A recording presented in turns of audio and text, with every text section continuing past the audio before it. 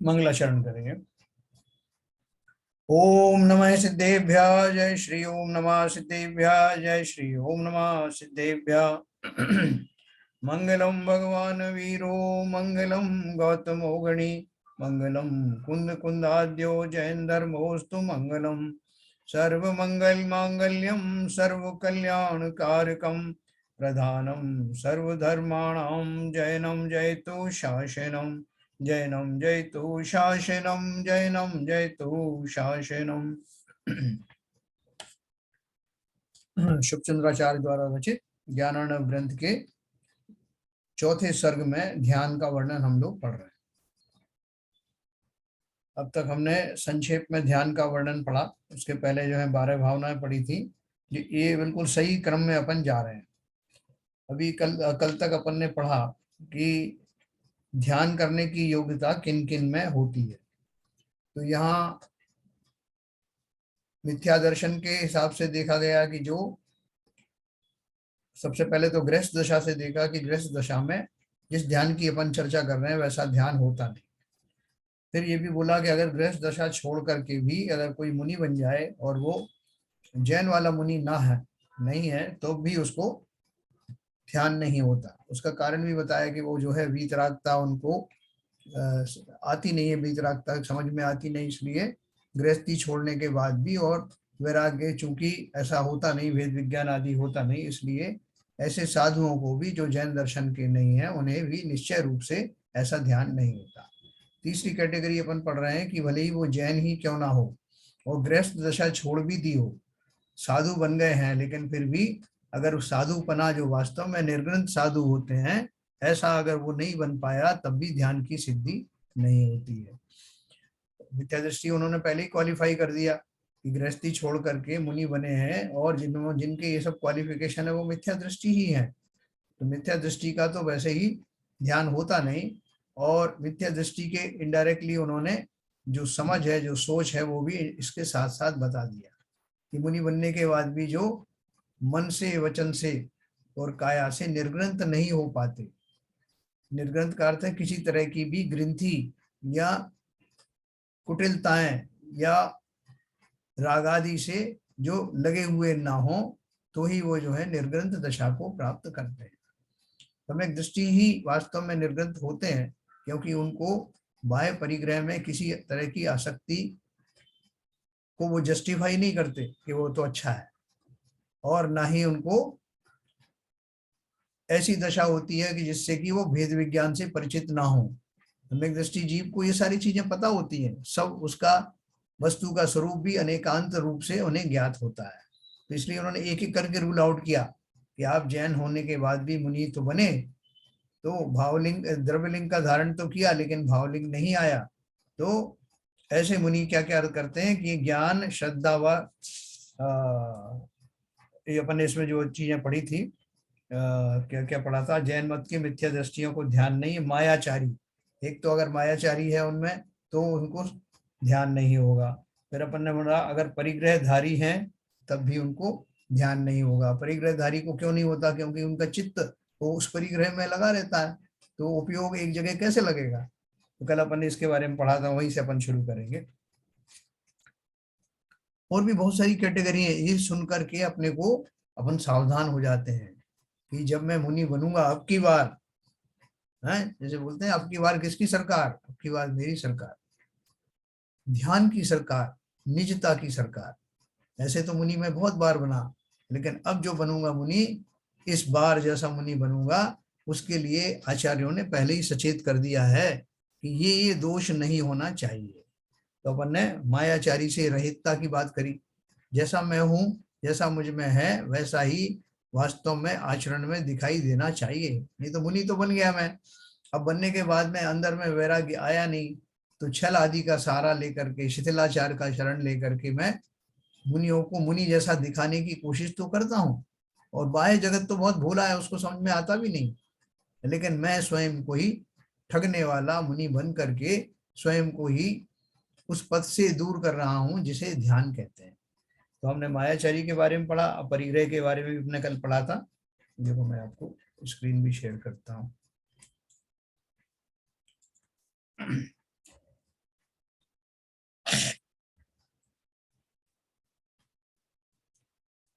अपन ने पढ़ा था, जो मुनि होकर भी परिग्रह रखते हैं और उस परिग्रह से अपना महत्व मानते हैं, तथा अन्य कि जिनके परिग्रह नहीं है उनकी लघुता समझते हैं, वे अपनी ही बुद्धि से ठगे गए हैं, क्योंकि मुनि का महत्व तो निर्ग्रंथता से ही है।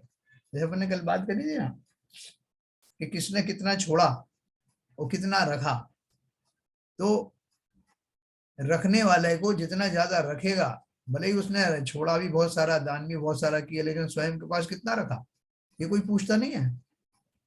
तो वो जो निश्चय दान है उसे त्याग कहते हैं। जिन्होंने त्याग दिया है उसके ऊपर से अपनत्व अपना, वही वास्तव में निश्चय दान होता है। तो जो रागादि हैं जिनसे उन्होंने सर्वथा जिन्होंने त्याग किया है, जितना ज्यादा जो है वो अपरिग्रही हुए हैं मन से वचन से, जितना ज्यादा राग आदि कषायों से निर्लिप्त हो गए हैं, उतना ही वो महान और निर्गंध साधु कहलाता। विपरीत इसके कि मैंने अपना मठ बना लिया, मैंने अपने कॉलेज बनवा लिए, स्कूल बनवा लिए, और तीर्थ की बहुत जगह मैंने अपनी वो पैम्पलेट भी छपवा लिए, जगह जगह प्रचार प्रसार किया। मैं जब जाता हूँ तो 3-4 गाड़ियां साथ में चलती हैं, इसमें सब गृहस्थी का सामान है, मेरे वो साथ में आहार देने वाले भी हैं, आहार की सामग्री भी है, और मैं उस मन ही मन बहुत प्रसन्न होता हूँ कि देखो मैं कितना बड़ा महंत हूँ। तो बोलते हैं जैन धर्म में इसकी महंतता को धिक्कारा गया है, ऐसी महंतता को निर्ग्रंथता के विरुद्ध कहा जाता है, इसलिए इसमें महानता नहीं है। महानता तो उनकी है, अपन विद्यासागर महाराज की बात करते हैं बार बार, जैसा उन्होंने, उनसे सीखो जिन्होंने मुख्य मुख्य रस भी सब छोड़ दिए, दूध नहीं, घी नहीं, दही नहीं, हाँ शक्कर नहीं, तो अपन उनकी प्रशंसा इसलिए करते ना, और कोई टाणा नहीं किसी तरह का, कोई उनके साथ में वो लेके नहीं चलते, उनकी नॉलेज में तो है भी नहीं।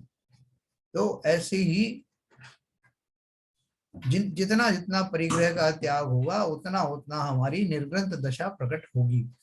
हमने लिखा है उस परिग्रह को जो अपना महत्व मानते हैं और अपने अन्य के जिनकी परिग्रह नहीं है उनकी लघुता समझते हैं, वे अपनी ही बुद्धि से ठगे गए हैं, क्योंकि मुनि का महत्व तो निर्ग्रंथ सत्ता से ही होता। फिर अपन ने दूसरा पढ़ा था जो असंयमी तथा धैर्य रहित मुनि, अपन अभी पढ़ने वाले हैं 34 नंबर का।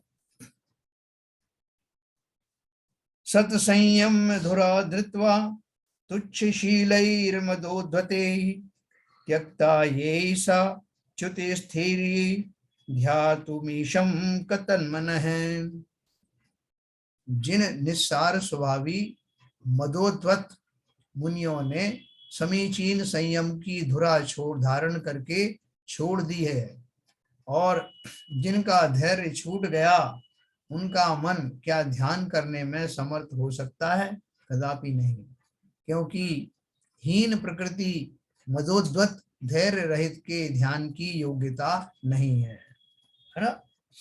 प्रारंभ में तो बहुत सारे मुनि जो हैं वो ले लेते हैं, संयम आदि धारण करते हैं, जब दीक्षित होते हैं उसके कुछ दिन तक तो वो चलता है, फिर जब वो एस्टेब्लिश हो जाते हैं, लोगों को मालूम पड़ जाता है कि मुनिराज हैं, इन्होंने विधिवत ये सब दीक्षा ली है, थोड़ा हमारा प्रभाव जब जम जाता है, तो धीरे धीरे करके वो संयम में रुचि लेना बंद कर देते हैं।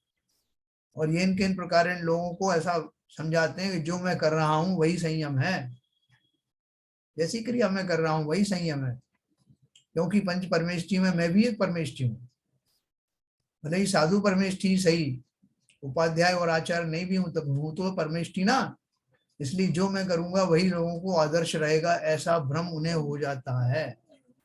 तो इसके लिए उन्होंने बोला जिन निस्सार स्वभावी मदोद्वत यानी मद से उद्धत हो गए हैं ऐसे मुनि, समीचीन संयम को, वास्तविक संयम की धुरा यानी उसका जो बेसिक आलम्बन है उसे छोड़कर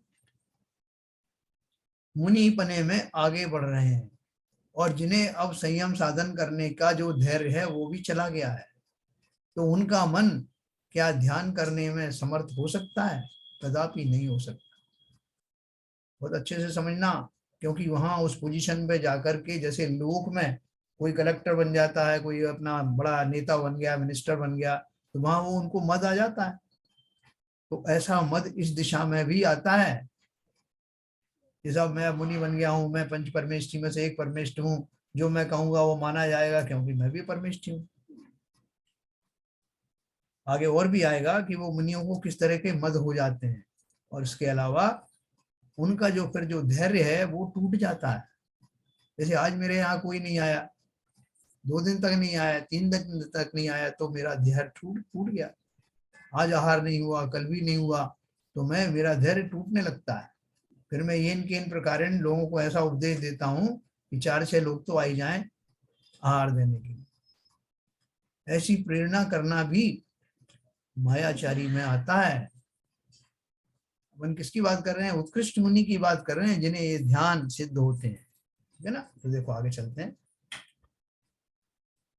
हीन प्रकृति मदोद्दत धैर्य रहित के ध्यान की एकता योग्यता नहीं है। हीन प्रकृति मतलब जिनको, जो अभी पराक्रम से रहित हो गए हैं, संयम को साथ धारण करने में जो दयनीय स्थिति में आ गए हैं कि साहब हमसे नहीं पलता। 35 नंबर पढ़ेंगे। कीर्ति प्रतिष्ठा और अभिमान में आसक्त मुनि के बारे में अपन पढ़ेंगे। कीर्ति पूजा अभिमानार्तलोर्क लोक यात्रा अनुरंजिते ही बोध चक्षु विर्लुप्तम ये तेषाम ध्याने न योग्यता। जो मुनि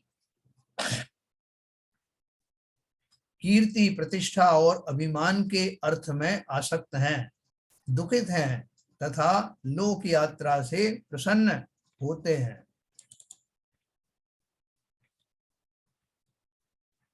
कीर्ति प्रतिष्ठा और अभिमान के अर्थ में आसक्त हैं, दुखित हैं तथा लोक यात्रा से प्रसन्न होते हैं, अर्थात हमारे पास बहुत से लोग आवें और हमको माने, जो ऐसी वांछा रखते हैं उन्होंने अपने ज्ञान रूपी नेत्र को नष्ट किया है। ऐसे मुनियों के ध्यान की योग्यता नहीं हो सकती है। देखो इसमें गृहस्थों का भी बहुत बड़ा दोष है। वो मुनियों को इस तरह के भ्रम जाल में फंसा देते हैं। महाराज आप आए हो, देखो चातुर्मास में पहली बार इतने लाख की बोली गई, और वहां दूसरे आए थे तो उनका तो कुछ भी नहीं गया साहब। और यही नहीं, आसपास के दूर दूर तक के इलाकों में इतनी बोली किसी की नहीं गई। ये उनको झूठी प्रशंसा करके उनका अहम बढ़ाना। और दूसरे लोग क्या करते हैं कि वो महाराज खुद ही कहने लगते हैं कि साहब ऐसा है कि ये जो इतने सारे जो लोग आ रहे हैं और जिस तरह के जो लोग प्रश्न पूछते हैं, जो ये तो मैंने ही शुरू किया था, मेरे पास भी देखो कितने आते हैं। और उनके जो भक्त कहने, अरे महाराज उनकी क्या है, आपका है सब कुछ, तो इतनी संख्या आपकी आती है, और जैसा जो विद्वता से आप जो उत्तर देते हैं वो सब थोड़ी देते। इस तरह से वो श्रावक भी उनको, अगर हम कमजोर हैं मुनि अवस्था में, तो श्रावक उसका लाभ उठाते हैं और इस तरह के प्रसंग ला करके मुनि को झूठे अभिमान में फंसा देते हैं। तो जो बहुत लोग बड़े सावधान होते हैं। जैसे यहाँ एक सुनील सागर महाराज आए थे एक बार, तो वो बहुत सारा एक संघ था उनका, तो उनको वहाँ दुकान में ठहराया गया था हीरानंदानी के पास में। तो वहाँ पे बहुत मच्छर थे, और शाम के टाइम महाराज आए थे, तो वो मच्छर जो है बहुत तेजी से घूम रहे थे यहाँ वहाँ। तो एक भक्त को लगा कि मैं वो पेडेस्टल पंखे लगा दूं। 2-3 पंखे ले आए, और वहाँ पे मुनिराज सामायिक का टाइम हो रहा था, वो पंखे ऑन करने वाला था, उसके पहले ही सुनील सागर महाराज ने उसे टोक दिया। मजबूरी में बोला रहा, शाम को बोलते नहीं, हालांकि उन्होंने बोला कि भैया, इशारे से मना किया लेकिन नहीं सुना उसने, तो वो छत पे चले गए जहाँ मच्छरों का प्रकोप और भी ज्यादा था। वहां जाके ध्यानस्थ हुए। सवेरे जब उनका विहार हुआ तो हम लोगों ने छोड़ने पनवेल गए, तो पनवेल में उनकी सभा में लोगों ने पूछा, कुछ प्रश्न किए। उन्होंने कहा कि भैया देखो, मैं श्रावकों से बहुत दूर रहना चाहता हूँ। क्यों रहना चाहते हैं? बोले अभी देखो शाम का किस्सा है कि लोग पंखे लेके लगा के आ गए, और मुनिराज तो सब मौन में थे, किसी ने कुछ बोला नहीं। तो वही बंदा जो है अभी सभी को बोलता कि महाराज तो पंखे के अंदर ही बैठते हैं ध्यान करने। बोले तुम्हें कैसे मालूम? बोले मैं ही तो लगा के आया था। बोले इस तरह का जो है दुष्प्रचार करने में लोग महारत होती है, इसलिए मुनि बहुत सावधान रहते हैं। जहां तक संभव होता है वहां तक गृहस्थों से दूरी रखते हैं, क्योंकि उनकी क्या, कई बार ऐसा भी नहीं है कि उनको बदनाम करना हो, लेकिन उनके जो प्रसंग चलते हैं, उनके जो वक्तव्य आते हैं, उन वक्तव्य से बिना बात ही मुनिराज पर दोष लगता है। तो यहाँ जो अपन बात कर रहे हैं वो ये है कि जो वास्तविक मुनि होते हैं उनमें उनको इसमें रुचि नहीं रहती कि कितने मेरे भक्त हैं और कितने आ रहे हैं और कितने क्या कर रहे हैं, बल्कि उनसे निश्चित दूरी बना करके ही रखते हैं। ये नहीं कि घंटों घंटों उनकी गृहस्थी की बातें सुनना, उनकी प्रॉब्लम सॉल्व करना। गृहस्थ में तो है ही प्रॉब्लम, तभी तो हम मुनि बने। तो इसलिए जब हम मुनि बने तो सावधान रहें, अपने आसपास ऐसे व्यक्तियों को जो व्यर्थ की प्रशंसा करके हमें अभिमान में डाल दें या खोटे दोषारोपण करें, उनसे दूरी रखना ही मुनियों के लिए उचित है। ठीक है ना। तो उन्होंने बोला जो मुनि कीर्ति, प्रतिष्ठा और अभिमान के अर्थ में आसक्त हैं, दुखित हैं तथा लोक यात्रा से प्रसन्न होते हैं, अर्थात हमारे पास बहुत से लोग आए जाएं और हमको माने, जो ऐसी वांछा रखते हैं, उन्होंने अपने ज्ञान रूपी नेत्र को नष्ट किया है। ऐसे मुनियों के ध्यान की योग्यता नहीं हो सकती। है ना, ये सब एक एक पॉइंट याद रखना। ये हमारे सबकॉन्शियस माइंड में जाएंगे, तो इस भाव में नहीं तो अगले भाव में भी ये बातें हमें अवश्य ध्यान रहेंगी। 36 नंबर का पढ़ेंगे अपन।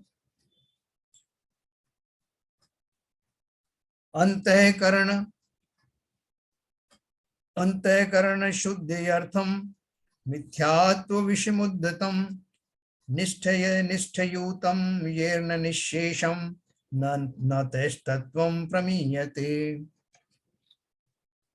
जिन मुनियों ने अपने अंतःकरण की शुद्धता के लिए उत्कट मिथ्यात्व रूपी समस्त विष नहीं वमन किया, नहीं उगला, वे तत्वों को प्रमाण रूप नहीं जान सकते हैं, क्योंकि मिथ्यात्व रूपी विष ऐसा प्रबल है कि इसका लेश मात्र भी अगर हृदय में रहे तो तत्वार्थ का ज्ञान श्रद्धान प्रमाण रूप नहीं होता।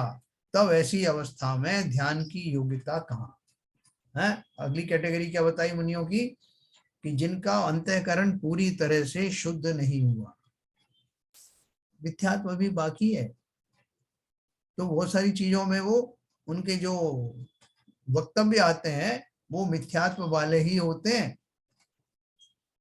इसलिए उन्होंने कहा जिन मुनियों के अपने अंतःकरण की शुद्धता के लिए उत्कट मिथ्यात्व रूपी समस्त विष नहीं वमन किया।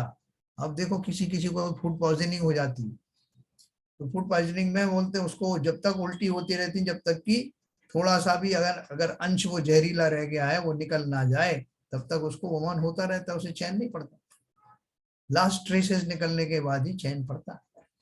उसी प्रकार से जिन मुनि ने सोच तो लिया है कि मुझे मिथ्यात्व समस्त रूप से मिथ्यात्व छोड़ देना है और सम्य वस्तु का समीचीन अर्थ समझना है, वस्तु को वैसे ही ट्रीटमेंट देना है, लेकिन अगर थोड़ा बहुत भी मिथ्यात्व कहीं ना कहीं रह जाए तब भी ध्यान सिद्ध नहीं होता।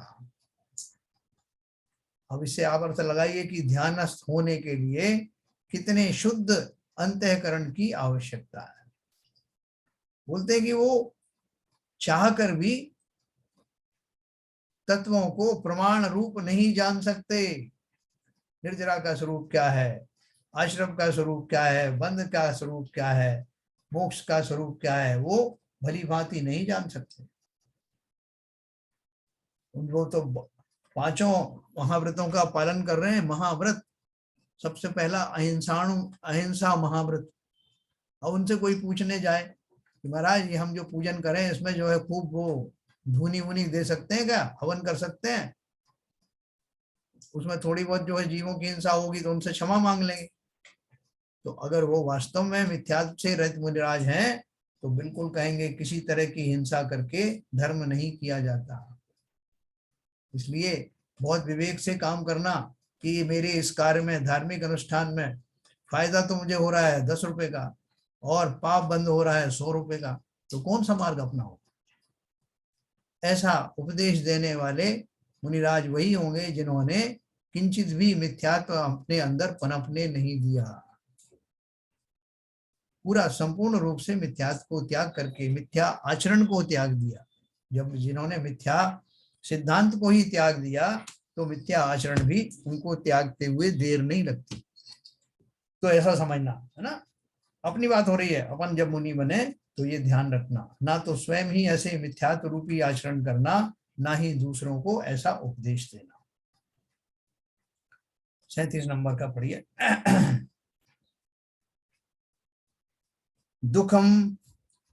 दुखत्मात्मदयं कालः कार्य सिद्धेर्न साधकम् इत्युक्त्वा स्वस्य चान्येषां कैश्चिद्वयानं निषिद्धयते।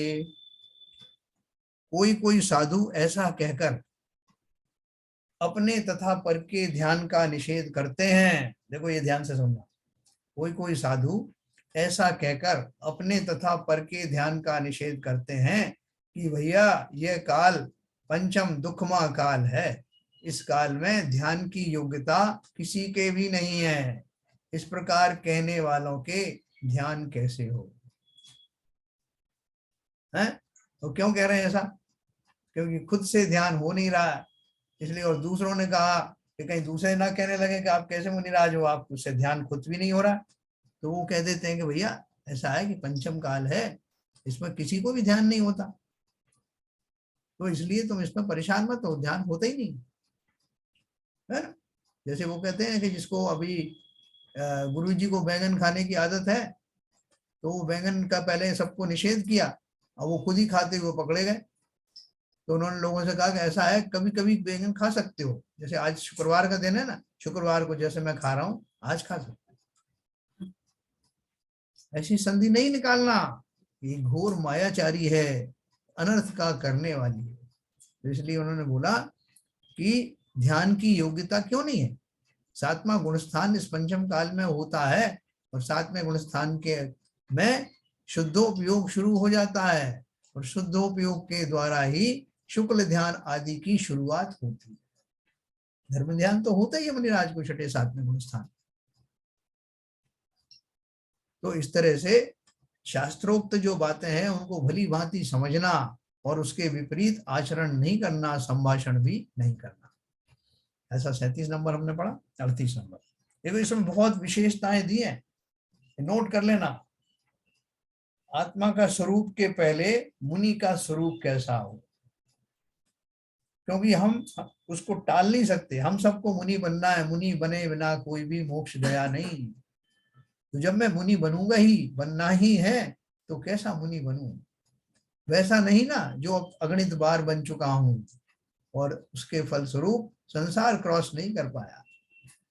अब वो इसलिए सारे क्वालिफिकेशन समझना, बहुत अच्छे दिमाग में बिठा देना। मुनि ना बनो तो मुनिवत आचरण करने का तो अवश्य ठानना। तो देखो ये अपन पढ़ेंगे, 38 नंबर हो गया। 38 नंबर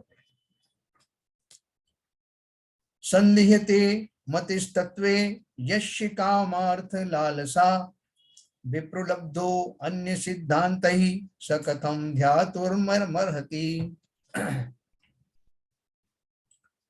जिसकी बुद्धि अन्य मत के शास्त्रों से ठगी गई है, हाँ? अन्य मत माने दूसरे मतों का भी जिन्होंने अध्ययन वगैरह किया और वहां उनसे प्रभावित हो जाते हैं, जिसकी बुद्धि अन्य मत के शास्त्रों से ठगी गई है तथा जो काम और अर्थ में लुब्ध होकर वस्तु के यथार्थ स्वरूप में संदिग्ध रूप यानी संदेह सहित हैं, वे ध्यान करने का पात्र कैसे हों। क्योंकि जब तक तत्वों में वस्तु स्वरूप में संदेह होता है तब तक मन निश्चल नहीं हो सकता, और जब मन ही निश्चल नहीं है तब ध्यान कैसे हो, मन भटकता रहता है। तो बोल रहे हैं कि मैंने बहुत सारे शास्त्र पढ़े साहब, मैंने गीता पढ़ी, मैंने कुरान पढ़ी, मैंने बाइबल पढ़ी, और भी बहुत सारे शास्त्र मैंने पढ़े, तो मैं बड़ा कंफ्यूज हूँ साहब कि कौन सी बात सही है। तो उनसे बोलेगा साहब आपने इतने सारे पढ़े ही क्यों? बोले पढ़ने तो चाहिए ना साहब, कहाँ क्या लिखा है ये तो पढ़ना ही चाहिए, इसलिए मैंने पढ़ा। देखो इसलिए हमारे यहाँ मोक्ष मार्ग प्रकाशक में टोडरमल जी ने एक बात लिखी है, उन्होंने लिखा है कि अगर आपकी पत्नी सुशीला है, जिसका आचरण शुद्ध है, तो आप उसे कहीं भी जाने के लिए मना नहीं करते, वो कहीं भी जाएगी, वो सुशील ही रहने वाली है और हमें इस पर भरोसा है। लेकिन अगर जिसको अपनी पत्नी के चरित्र पर संदेह है, वो स्वयं भी जो है चंचल है, तो उसके ऊपर विशेष अंकुश या ध्यान रखा जाता है कि अगर ये गलत जगह चली गई तो भटक भी सकती है। इसी तरह अपनी बुद्धि के बारे में कहा उन्होंने कि अगर बुद्धि व्यभिचारिणी है तो बहुत संभालना उसको, इधर उधर के साथ पढ़ोगे तो अवश्य ही संदेह में पड़ जाओगे। जब तक हमारी बुद्धि ऐसी स्टेबल ना हो कि मैं कुछ भी पढ़ लूं लेकिन मैं भ्रमित नहीं होने वाला, ऐसा विश्वास जब तक ना आए, तब तक अन्य शास्त्रों को या दूसरे दर्शन में झांकने की कोशिश मत करना। आपको विश्वास हो जाए कि मैं कुछ भी पढ़ूंगा लेकिन रहूंगा यही दृढ़, ये जानने के लिए पढ़ रहा हूं कि देखें वहां क्या लिखा है, कैसे लोग भ्रमित हो रहे हैं, इस विश्वास के साथ अगर मैं जाता हूं तब तो मेरा कोई हर्ज नहीं। लेकिन स्वयं अभी ज्ञान कच्चा है, बुद्धि चंचल है, तो ऐसे अन्य शास्त्रों को कतई ना पढ़ें। इसलिए उन्होंने लिखा, उन्हीं हमारे मुनिराज भी बहुत सारी चीजें पढ़ते हैं, वो पढ़ने के बाद में ये निर्णय लेते हैं कि वहां पे उन्होंने क्या गलत कहा। जैसे कभी कोई उसके समीक्षा करवाना चाहे तो बताने की स्थिति में होते हैं, लेकिन उनकी बुद्धि ऐसी नहीं है कि वो भटक जाए। इसलिए उन्होंने लिखा, जिसकी बुद्धि अन्य मत के शास्त्रों से ठगी गई है तथा जो काम और अर्थ में लुब्ध होकर वस्तु के यथार्थ स्वरूप में संदिग्ध रूप यानी संदेह सहित हैं, वो ध्यान करने का पात्र कैसा हो। हम उनमें से वही चीज निकाल लेंगे जो हमें प्रिय है। जैसे कहीं किसी शास्त्र में, प्रतिमान योग के बहुत सारे शास्त्र हैं, उनमें कुछ स्त्रियों के श्रृंगार रस का वर्णन किया, तो अगर हमारी बुद्धि अभी भी कामी विकारी आदि है तो हम उनमें से यही अर्थ निकालेंगे, अरे इतने बड़े बड़े शास्त्रों में भी स्त्रियों के प्रति इतना अच्छा अच्छा लिखा है, तो अर्थात वो ग्रहण करने योग्य हैं, उसी में सदा काल बने रहना चाहिए, ऐसा गलत अर्थ निकाल सकता है। इसलिए वो बोल रहे हैं, जिनकी बुद्धि अन्य मत के शास्त्रों से ठगी गई है तथा जो काम और अर्थ में लुब्ध होकर वस्तु के यथार्थ स्वरूप में संदेह सहित हैं, वह ध्यान करने का पात्र कैसे हो। क्योंकि जब तक तत्वों में संदेह होता है तब तक मन निश्चल नहीं हो सकता, और जब मन ही निश्चल नहीं तो ध्यान कैसे हो। ये दोनों तो एक दूसरे के विरुद्ध है ना। निश्चल, निश्चल होना और चंचल होना। निश्चल होना माने ध्यानस्थ होना, चंचल होना माने ध्यान में नहीं लगना। 39 पढ़ेंगे। निसर्ग चपलम चेतो नास्ति कैर्वी प्रतारितम शाद्यस्य च कथम ध्यान परीक्षायाम क्षमो भवेत। एक तो मन स्वभाव से ही चंचल है ना। देखो ये बहुत सिंपल चीज है, कल कोई लोग बोल रहे थे कि बड़ा डिफिकल्ट लग रहा है, ये डिफिकल्ट कुछ नहीं है, हमारी मन स्थिति जो होती है उसको संभालने की बात चल रही है।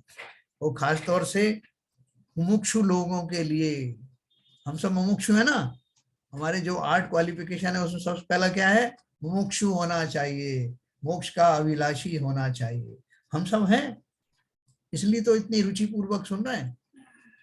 तो हमको जब भी वो शुक्ल ध्यान आदि की साधना जब होगी, संपूर्ण रूप से होगी, इवन धर्म ध्यान के लिए भी आवश्यक है, ये आचरण हमारे अंदर होना चाहिए। तो क्या बोल रहे हैं, एक तो मन स्वभाव से ही चंचल है, इस पर भी जिसका मन नास्तिकवादियों द्वारा वंचित किया गया है, वह मुनि ध्यान की परीक्षा में कैसे सफल हो सकता है, समर्थ हो सकता है। अर्थात नहीं हो सकता, क्योंकि नास्तिक मति खोटी खोटी युक्तियों से आत्मा का नाश ही सिद्ध करते हैं। उनकी कुयुक्तियों में जिसका मन फंस जाता है, उसके ध्यान की योग्यता कहाँ से हो सकती है। बहुत सारे लोग अपन को देखो ऐसे भरमा सकते हैं कि भैया ये जो आपकी जो थ्योरी चल रही है ना, जैन धर्म की जो थ्योरी है, किसने देखा है ऐसा वैसा स्वर्ग होता है और ऐसे 16 स्वर्ग हैं और इतने नरक हैं और जीव वहां चला जाता है। हमें तो याद ही नहीं कि हम नरक भी गए थे या कहीं और गए थे।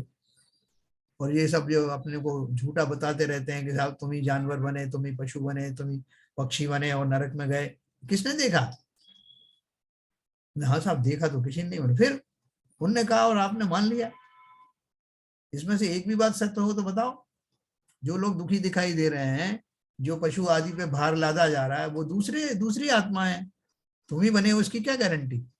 ऐसे बहुत सारे वो दुराग्रहों के द्वारा, लॉजिक्स के द्वारा वो आपको इस बात पे स्थापित कर देंगे कि भैया ये सब जो है बनाई गई हैं चीजें, फैब्रिकेटेड हैं, ऐसा है कुछ भी नहीं। तो बोले फिर आप क्या करते? बोले मैं किसी को नहीं मानता था, मैं बिल्कुल किसी को नहीं मानता कि कोई जो है सर्वज्ञ है या कोई सब जानता है, या ये सब ढोंग है। लोग मान यहाँ देखते हैं कोई ने मुनि बनना का कह दिया तो मुनि बन गए, इसकी क्या गारंटी कि मुनि बन के वो स्वर्ग जाएंगे या मोक्ष जाएंगे? तुमने देखा किसी को बनते हुए?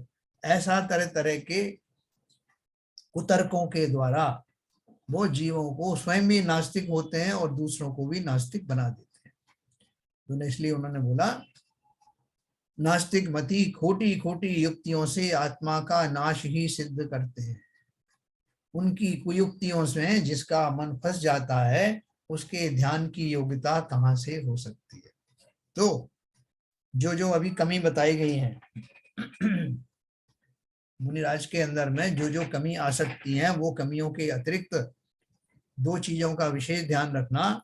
एक तो खोटे साहित्य या दूसरे दर्शन के साहित्य सर्वथा ना पढ़ें जब तक कि हमें ये विश्वास ना हो जाए कि हम उनसे भ्रमित नहीं होने वाले। और उनका पढ़ने का उद्देश्य हमारा मात्र जो है वो ये जानने का है कि उनमें क्या क्या चीजें उनको उपलब्ध नहीं है जो हमें है। उस अपेक्षा से पढ़ना या उसका कोई समीक्षा करने के लिए कहे कि साहब इसको जरा पढ़ के आप बताइए, तब ठीक है। लेकिन अपनी बुद्धि पर पूरा जब कंट्रोल आ जाए तभी देखना, नंबर वन। दूसरी बात यह है कि जो नास्तिक लोग हैं, जो इस तरह के तर्कों में लगे रहते हैं, उनसे भी सावधान रहना। हमारी बिल्डिंग में एक सज्जन है, वो जैन थे, अच्छे खासे जैन थे, यंग हैं, लेकिन अचानक से उनको लगा कि ये जैन धर्म में कुछ नहीं धरा। तो एक दिन वो मुझे बता रहे थे साहब को जैनियों में ऐसा सब बताया साहब, ये सब ऐसा है, उल्टा सीधा है उसमें। तो बोले, मैंने कहा कि फिर? बोले मैं तो साहब वो हरे रामा हरे कृष्ण में जो विश्वास करने लगा, वो कुछ तो है ना, वो कुछ तो है क्या? तो वो उसका तर्क दे रहे थे, वो लंबा चौड़ा, और वो ऐसे तर्क थे जो सामान्य लोगों के गले नहीं पड़ेगा, समझ में नहीं आया। तो मैंने उनको अपने हाल पर छोड़ दिया। अच्छे खासे जैन सीट को खराब कर दिया और तर्क दे रहे हैं किस चीज का, जो जो वस्तुएं हैं ही नहीं उनको साधने की कोशिश कर रहे हैं। उनका दुर्भाग्य कहिए। खैर एनीवे, मतलब ये हो सकता है, इसलिए हम सब भी ऐसे मत वालों से या ऐसे कुयुक्तियों का प्रयोग करने वालों से दूर रहें। 46 41 अभी एक दो और मैं पढ़ूंगा क्योंकि लंबा है चैप्टर। 40 नंबर, इसमें कठिन कुछ भी नहीं है। जो जो अपना आ रहा है, मतलब क्या क्या चीजों से हमको दूर रहना है, वो खाली सावधानियां बताई जा रही हैं। और ये मान के चल रहे हैं शुभचंद्राचार्य जी कि इनको पढ़ने वाले जो भी जीव हैं वो अवश्य निकट भविष्य में मुनि बनने वाले हैं। अगर वो स्त्रियां भी हैं तो एक भव के बाद में मुनि बनेंगे। और अभी जो आर्यका के व्रत हैं उनका पालन अवश्य करेंगे। पंचम गुण स्थान वर्ती तो हो सकती है ना, तो वो अपन वो इस अपेक्षा से पढ़ रहे हैं, इसलिए कहीं भी अपने जोश में कमी मत करना। 40 नंबर का अपन पढ़ते हैं। कांदर्पी प्रमुखा पंच भावना राग रंजिता येषां हृदि पदम चक्रुः क्व तेषां वस्तु निश्चय है। जिनके मन में राग से रंजित कांदर्पी आदि 5 भावनाओं ने निवास किया है, उनके वस्तु निश्चय यानी तत्वार्थ ज्ञान कैसे हो? क्या बताया? जिनके मन में राग से रंजित, राग से रंजित कौन सी होती हैं?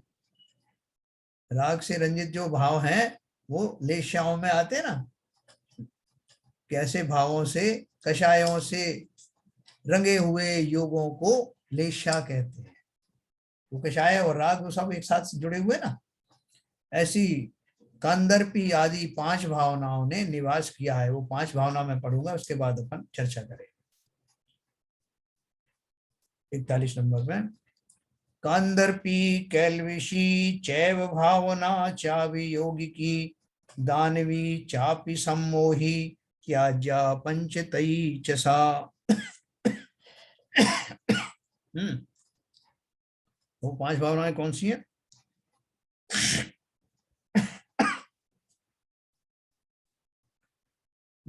कांदर्पी यानी काम चेष्टा, कैलविशी यानी क्लेश कारिणी, अभियोग की यानी युद्ध भावना, आसुरी यानी सर्वभक्षणी, और सम्मोहनी यानी कुटुंब मोहनी। इस प्रकार ये 5 भावनाएं पाप रूप हैं, सो पांचों ही त्यागने योग्य है ना। ये 5 भावनाएं कौन सी? कांदर्पी यानी काम चेष्टा, हम सब समझते हैं। कैलविशी यानी क्लेश कारिणी, ये भावनाएं है ना।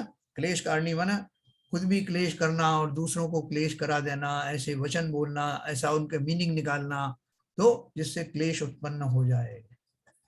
जहाँ क्लेश होता है वहां लोग रहना नहीं चाहते, क्योंकि बहुत सारे ऐसे स्त्री पुरुष होते हैं जिन्हें क्लेश प्रिय होते हैं, बात बात पे वो क्लेश करने लगते हैं। तो ये दूसरी वाली भावना हुई, काम चेष्टा वाली, क्लेश कारिणी। अभियोग की यानी युद्ध भावना, कि किसी ना किसी तरह से लोगों को भड़का करके युद्ध शुरू कर दिया जाए। बहुत सारे लोग तो शांत चित्त होते हैं, युद्ध किसी तरह से ना हो पाए इस बात की चेष्टा करते हैं, लेकिन जो युद्ध में निपुण होते हैं वो युद्ध में जरूरी नहीं कि फिजिकल युद्ध हो, उसे मुकदमेबाजी करते हैं ना, उसमें भी लोगों को रस आता है। जैसा उस जरा किसी ने कुछ कहा, मैंने उसको कोर्ट में घसीट लिया, उसको एक्सपर्ट हो जाते हैं वो, बात बात में कोर्ट चले जाते हैं, वो भी युद्ध ही है। फिर आसुरी यानी सर्वभाक्षणी, कुछ भी मिल जाए ऐसा हम सब खा लेते हैं, सब शक्कर पत्थर सब हजम। भगवान ने भेजा है तो दुनिया में हम आए इसलिए हैं कि जो मिल जाए उसे खा जाओ, ऐसी सर्वभक्षणी नाम की भावना। और सम्मोहनी माने कुटुंब मोहनी, यानी मैं एक दूसरे को, मैं अब सबको प्रिय बन जाऊं, सबकी नजरों में अच्छा बन जाऊं, इसके लिए जो भी करना पड़े वो सारी विद्याएं अपनाना, ऐसा सम्मोहनी नाम का कुटुंब मोहनी। बहुत सारे वो मंत्र भी जाप करते ना, सर्ववशीकरण, कि सब लोग मेरे वश में हो जाए। तो ये जितनी भी भावना है लौकिक दृष्टि से ये जो की जाती है, 5 भावनाएं पाप रूप हैं, सो 5 ही त्यागने योग्य हैं। ये तो गृहस्थों को भी नहीं रखना है, यतियों की बात तो दूर की बात है ना। अब इसके बाद में अपन कल पढ़ेंगे शिथिलाचारी मुनि, इंद्रियाधीन मुनि, मोक्ष मार्ग में अनुत्साहित मुनि, भेद विज्ञान से रहित मुनि, ऐसे बहुत सारी ये कैटेगरीज हैं। दुर्लेशा वाले मुनि, कुटिल बुद्धि हिंसा प्रधान, ये सब मैंने इनके टाइटल बना के रखे हुए हैं, जो एक एक दोहा है उसके आगे लिखा हुआ है। तो आज अपन यही समाप्त करके अपन उसमें थोड़ा सा चर्चा करेंगे। 42 नंबर।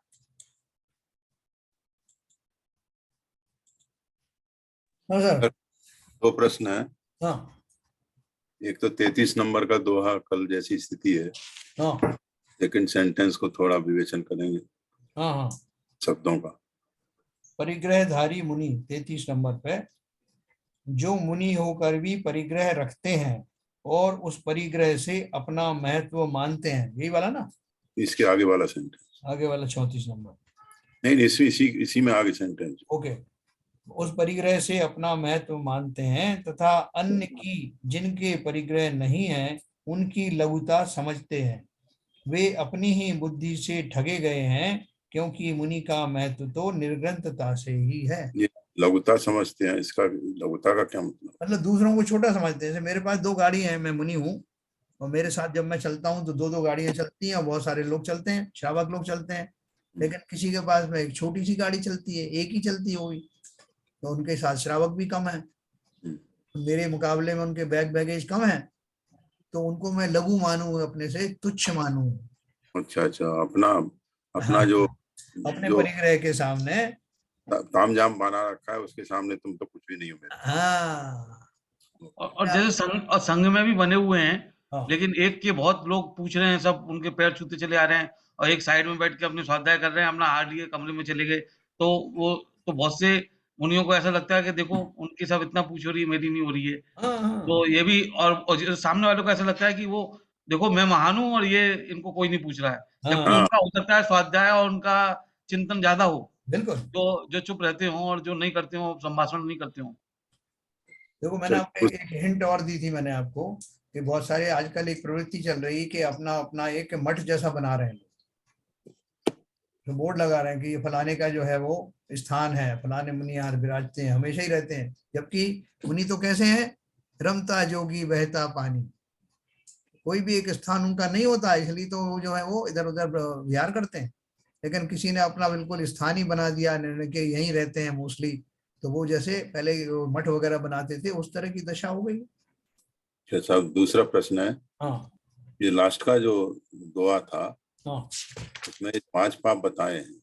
जी वैसे तो इंडिविजुअली व्यवहारिक दृष्टि से बहुत कुछ पढ़ा है, हाँ और इनका कैटेगराइजेशन आज तक कहीं सुना नहीं है, किसी भावना में, किसमें, आलोचना पाठ में, या कहीं भी इस तरह से।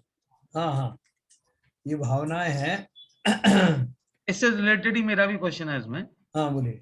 मेरा ये क्वेश्चन है कि ये जब हम पढ़ते हुए आ रहे हैं और जब हम मुनि पोजीशन पे आ गए, और इस पोजीशन, तो फिर इस भावना का फिर क्यों मतलब जब आगे की दुआओं में हमने हर चीज का निषेध करते हुए आए हैं, तो इस वाले दोहे पे आके फिर उन्होंने क्यों कहा कि ऐसी प्रवृत्ति को क्यों उन्होंने दर्शाया? मेरा ये क्वेश्चन है। देखो ऐसा है कि ये थोड़ा सा हो सकता है कि सीक्वेंस जो है हमारे हिसाब से आगे पीछे हो, लेकिन ये अल्टीमेटली आप ये मान के चलो कि मुनि का जो चित्त है उसमें इस तरह की भावनाएं कभी ना उठें। और दूसरी बात यह है कि हम में से ही लोग जो है मुनि बनते हैं, और मुनि एक दिन में तो कन्वर्ट हो नहीं जाते कि आज तो भरपूर रागी हूं और कल जो है तुरंत सारी राग समाप्त हो जाएंगे। तो जो मुनि बनने की प्रोसेस में आए हुए हैं, वो जीव जो पहले ग्रस्त थे, एक रात पहले तक भी ग्रस्त थे, पक्के साले ग्रस्त या श्रावक थे, तो उनके मन में इस तरह की भावनाएं बनी रहने की पूरे चांसेस होते हैं। नहीं सर, ऐसा तो होता है ना, हाँ मुनि बनने से पहले हाँ वो बहुत तैयार करते हैं अपने आप, हाँ, करना और भी उन चाहिए। और उनका जो जो वास्तव में सही मुनि दीक्षा दी जाती है, हाँ वो उनको ठोक बजा के देते हैं। आचार्य जी तो छोड़ते नहीं है, हाँ जब तक उनको पूरा विश्वास नहीं हो जाता कि ये परिपक्व हो गया है, उसमें ये सारी भावनाएं नहीं है, तभी उनको दीक्षा दी जाती है। देखो ऐसा है कि बहुत सारी जगह है, बहुत बहुत सारे लोग जो है वो इतने ज्यादा जो है वो मायाचारी का सहारा लेते हैं कि आचार्य को भी पता नहीं चलता कि किस भाव से आया है।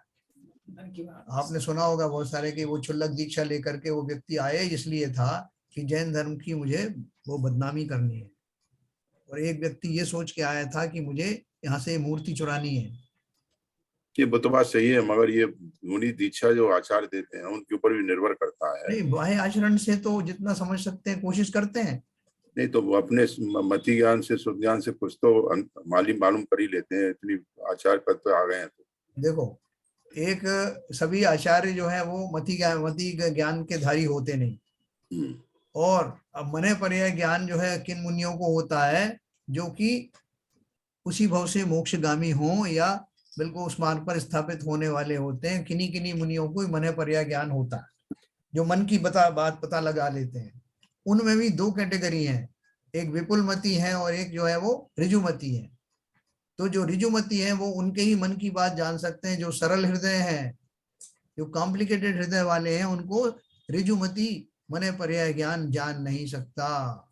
तो अवधि ज्ञान की बात तो छोड़ो, और हम तो मति शुद्ध ज्ञान वाले हो है ना ज्यादातर मुनि जो है, हम्म। तो वो कैसे जान पाएंगे कि मन में क्या चल रहा है।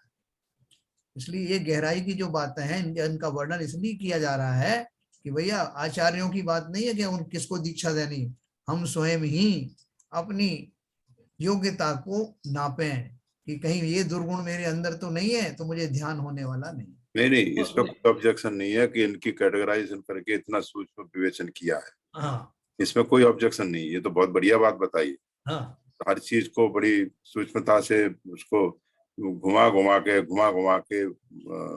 प्रेषित किया है। हाँ बात ये हो रही है कि जो जैसे शैलेंद्र जी ने बोला, ये जो 5 पाप हैं बताए हैं, इनका पहले कहीं वर्णन नहीं मिला।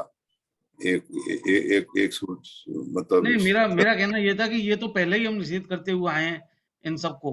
हाँ। तो इन्होंने और उसको मतलब थोड़ा उसको जैसे कहते हैं ना जिसको व्याकरण की दृष्टि से उसको अलंकार की दृष्टि से बना के बताया है कि जैसे अलंकार है ये। क्योंकि बहुत से लोगों की ऐसी होती प्रवृत्ति होती है, भले ही वो मुनि बन गए हैं, लेकिन किसी की प्रवृत्ति जो एक जन्म प्रवृत्ति होती है आदमी की, तो वो जन्म प्रवृत्ति को यहाँ पे शायद उन्होंने वो किया, इंगित किया है कि कभी-कभी किसी मतलब आदमी बहुत अच्छा है, भला है, लेकिन प्रवृत्ति शुरू में आसुरी रही हो या उसकी प्रवृत्ति कुछ दूसरी प्रवृत्ति रही हो, तो वो प्रवृत्ति नहीं आ जाए। उसके लिए उस अलंकार को इसलिए यूज़ किया इन्होंने। ये मेरे को ऐसा लगता है। सूक्ष्म भाव होते हैं, उन्हीं भावनाओं के अंतर्गत होने वाले सूक्ष्म भाव, जैसे कि लोभ कषाय है। अभी आप बोलोगे लोभ कषाय हमको अच्छे से मालूम है, तो क्या मालूम है कि साहब किसी भी वास्तुवाद के प्रति लालच करना, ये लोभ आता है। लेकिन आपको ये जानकर बहुत ताज्जुब होगा कि लोभ की इतनी इतनी बारीकियां हैं कि वो 10वें गुण स्थान तक भी सूक्ष्म लोभ कषाय होती है, शायद तो जिसको हम समझ ही नहीं सकते कि 10वें गुण स्थान वाले जीव को कोई लोभ कषाय होती है क्या। इस तरह वेद के बारे में है। तो यहाँ जो मैं लोभ की जो आपसे बात कर रहा हूँ, वो लोभ की जो बारीकियां हैं वो ऐसी हैं कि अंदर ही अंदर आदमी सोचता है कि भगवान, ये जो मैं कर रहा हूँ इससे मुझे कम से कम इतना लाभ तो हो ही जाए कि मुझे केवल ज्ञान प्राप्त हो जाए, मैं मोक्ष चला जाऊं और जितने लोग हैं उन सबके से पहले चला जाऊं। अब बाह्य में तो स्थूल रूप से आप सोचोगे इसमें क्या गलत है, मोक्ष की कामना कर रहा है बेचारा और ये सोच रहा है कि जल्दी जल्दी हो जाए, ये लाभ मुझे मिल जाए। लेकिन मोक्ष के मार्ग में ऐसा चिंतन भी उचित नहीं है। ये जो 5 भावनाएं बताई हैं, उन जो मेन अपन ने कषाय पढ़ी है ना, उन्हीं के अंतर्गत है, लेकिन उनकी बारीकियां हैं। तो मुनि को ही नहीं पता कि मैंने अगर इस किसी से ये बात कह दी तो उसमें कलह हो जाएगी और ये कलह कहीं ना कहीं मुझे सुख प्रदान करेगी। कौन सा सुख? जो अपन ने रौद्र ध्यान में पढ़ा ना, हिंसा नंदी वृषमर्षा नंदी, ऐसे आनंद अंदर में प्राप्त होने लगते हैं, उन्हें पता भी नहीं चलता कि मैं आनंदित हो रहा हूँ इससे। नहीं, बहुत से लोगों की प्रवृत्ति ऐसी होती है कि बहुत करोड़पति हैं, दानी हैं, लेकिन उनको चम्मच चुराने की आदत है, चद्दर चुराने की आदत है। वो मतलब उनको मालूम है कि ये गलत है हाँ, और लेकिन दे रह के नहीं भी आएँगे पाते। वहाँ, सब कुछ खर्च करके आएँगे, लेकिन होटल से निकलते समय वहाँ से चद्दर उठा लाएँगे। चारित्रिक दुर्बल, हाँ सही कह रहे हो आप, चारित्रिक दुर्बलता है। लोग हंसेंगे कि इतना बड़ा करोड़पति, इसको ऐसे करूं, लेकिन साहब वो क्या करूं यार, हाथ चला ही जाता है, वहाँ टेबल पर रखी रहती है, वहां से निकलते निकलते इधर उधर देखता हूँ और एक कोट में रख लेता हूँ। ये आपने सही कहा, ये मानव मन की बहुत सारी कमजोरियां हैं। तो यहाँ जो है विषय चल रहा है कि ऐसी छोटी छोटी कमजोरियां भी, इसे छोटी कह लो या बड़ी कह लो, छोटी इस सेंस में कि छोटी छोटी बातों के ऊपर प्रलोभन होता है, बड़ी इसलिए कि वो किसी को दिखाई ना दे, इस बात का भी मैं पूरा जतन करता हूं। ये छोटी बारीकियां देखो, इतनी जो बात लिखी ये तो, ये भी स्थूल बात है, इससे भी बारीक बारीक भाव हो सकते हैं जो पकड़ में नहीं आते, जो कथन में नहीं आते, इतने बारीक हैं, केवल ज्ञान गम्य है ऐसे भाव। जीव स्वयं भी बुद्धिपूर्वक उनको समझ नहीं पाता, लेकिन जब वो अपना एनालिसिस करता है, संपूर्ण रूप से मेन कषायों से विमुख होता है, तो धीरे धीरे करके ये सूक्ष्म वृत्तियां भी चली जाती हैं। जितनी बारीकी से मैं अपने आप को संबोधूंगा उतना ही मैं उत्कृष्ट हो जाऊंगा, निपुण हो जाऊंगा।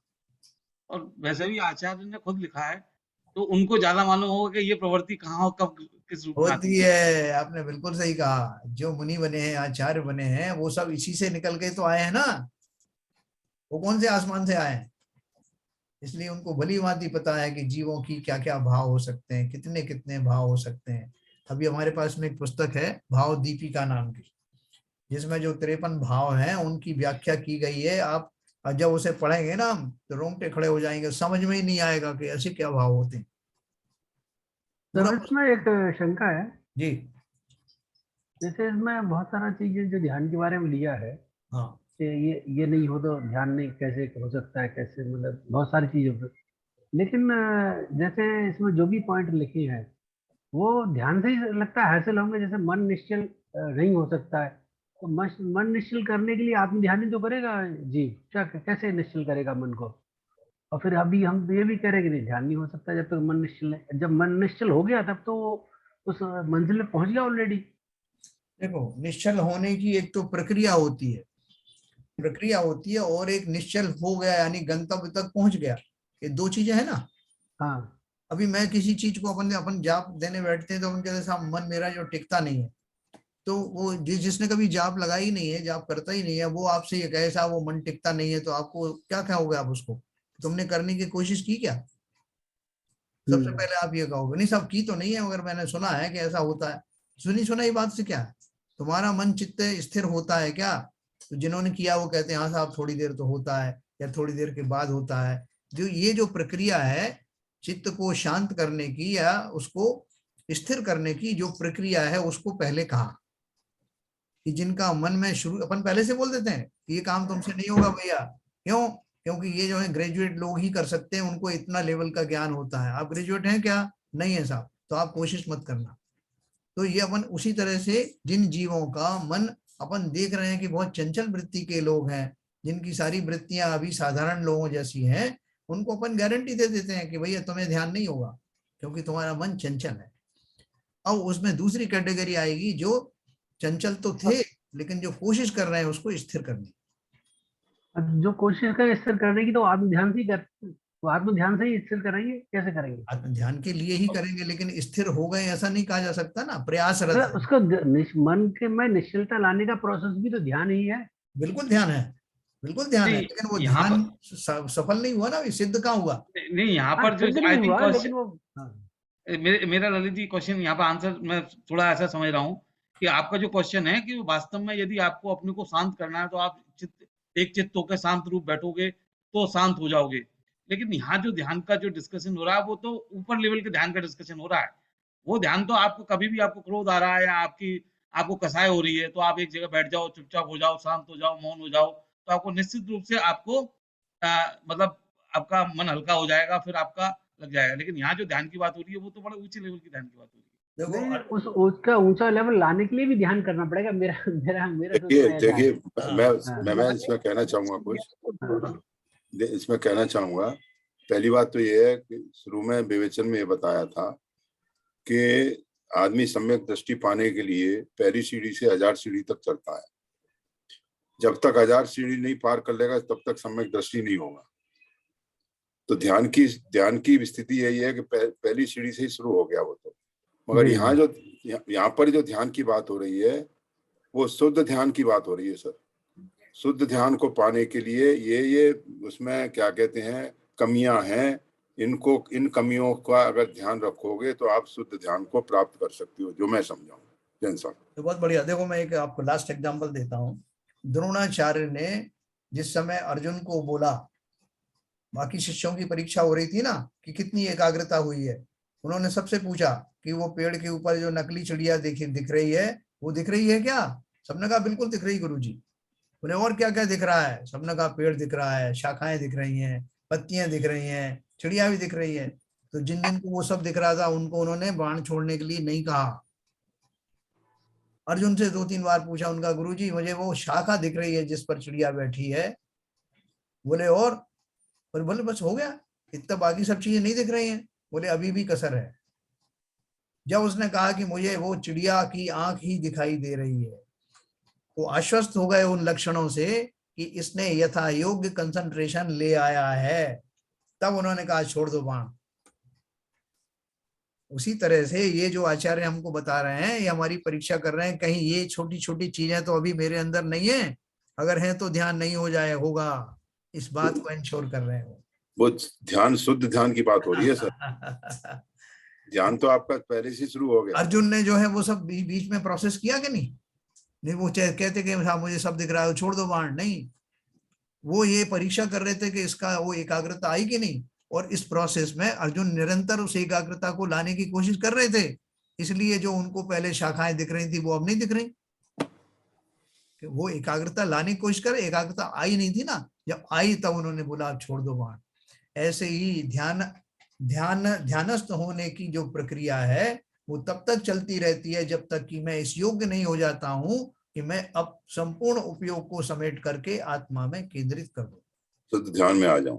उस शुद्ध ध्यान में आने के लिए वो पहले से ही बता रहे हैं कि अगर ये कमियां हैं तो आप बाण मत छोड़ना। अर्थात ध्यान शुद्ध के ध्यान। साथ साधने की कोशिश मत करना। ठीक है, कुछ समझा पाया मैं आपको ललित जी? हाँ नहीं सही है। एक्चुअली जब शिवजन साहब ने बोला, एक्चुअली वो उसी तरह से मैं समझ पा रहा हूँ कि हाँ। जो शुद्ध ध्यान का लेवल उस तक पहुंचेगा जब आखिरी सीढ़ी पर। शुरू हाँ में जो प्रोसेस चल रहा है उसमें आत्म ध्यान का प्रोसेस चल रहा है, पर वो ध्यान में शुद्धता नहीं है, क्योंकि बार बार आपका मन भटक रहा है, फिर हाँ, आप वापस ला रहे हैं, फिर ला रहे हैं, तो वो डिग्री जो है चेंज हो रहा, धीरे धीरे आपकी डिग्री ऑफ प्योरिटी जो है बढ़ती जा रही है। बढ़ती जा रही, बिल्कुल सही। अल्टीमेटली जो है आपका शुद्ध ध्यान आ जाएगा। हाँ, वही है, वही है, वही है, वही है। तो बढ़िया क्वेश्चन आपने पूछा। और किसी का कोई प्रश्न हो? आरपीएन साहब से आप ध्यानस्थ हो गए थोड़े थोड़े। नहीं सर, सुन रहा हूँ मैं, बड़े ध्यान से सुन रहा हूँ। अरे ध्यानस्थ होके सुन रहा। नहीं नहीं, सही बात तो यही है कि सुनने लायक तो यही है सर, हाँ, कि क्या क्या शंकाएं मेरी निकलती हैं और कैसे उनका निराकरण हो। बिल्कुल सही बात है। देखो, ये जो विषय है ये कठिन नहीं है। जितनी गहराई से ध्यान से हम सुनेंगे उतना ये पूरा हृदयंगम होगा। ये सारी बातें हमें अंदर, बिल्कुल अंदर जाके प्रविष्ट होंगी। बिल्कुल पूरा झकझोर रही है साहब। ठीक है ना? तो इसलिए सरिता जी, आज आपको समझ में आया कुछ कि कल जैसा ही मुश्किल लग रहा है? नहीं, कुछ सरल हुआ?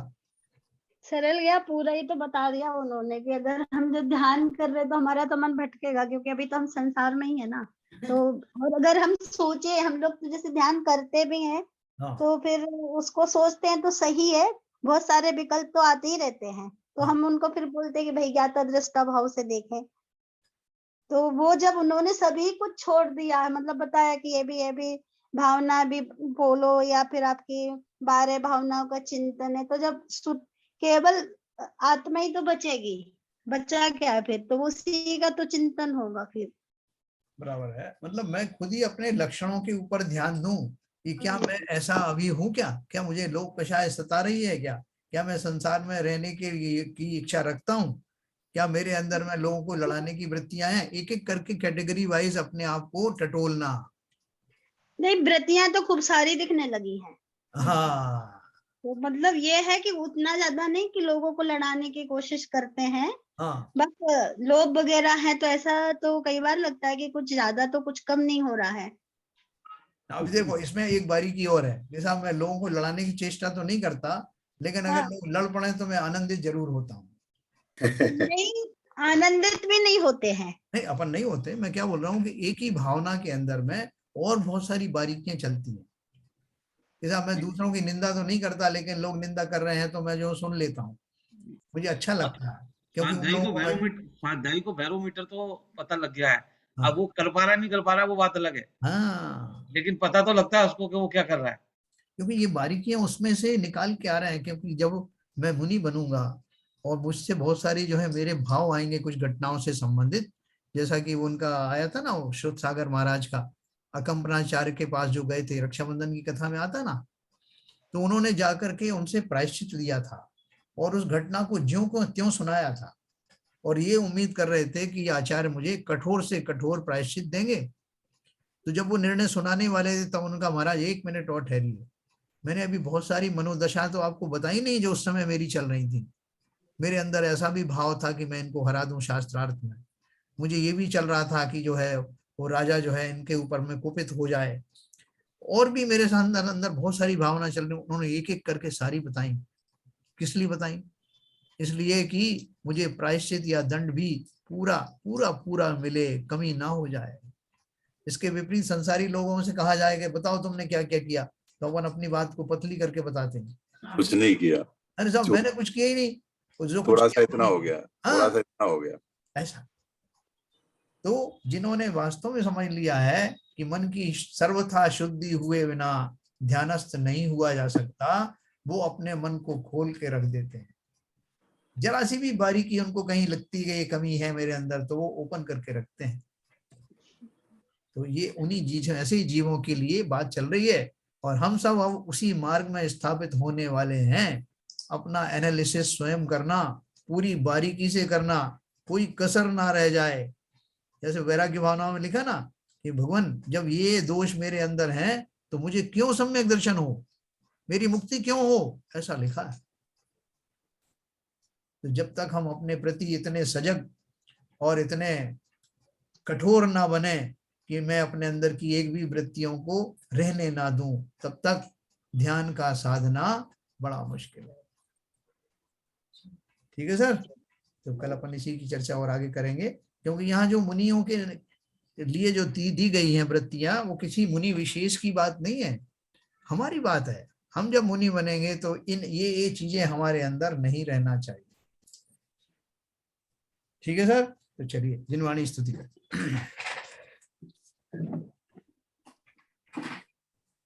मिथ्यतम नाश वे को ज्ञान के प्रकाश वे को अपर भास वे को भानु सी बखानी है। छहो द्रव्य जान वे को बंध विधि भान वे को स्वपर पिछान वे को परम प्रमानी है। अनुभव बताए वे को जीव के जताए वे को काहू न सताए वे को भव्य और आनी है। जहाँ तहाँ तार वे को पार के उतार वे को सुख विस्तार वे को यही जिनवाणी है। हे जिनवाणी भारती तो है जपू दिन रैन, जो तेरी शरण गए सो पावे सुख चैन। जिनवाणी के ज्ञान से सूझे लोकालोक, सो वाणी मस्तक धरो सदा देते हैं धो, सदा देते हैं धो। जिनवाणी माता की जय। जय। नमोकार।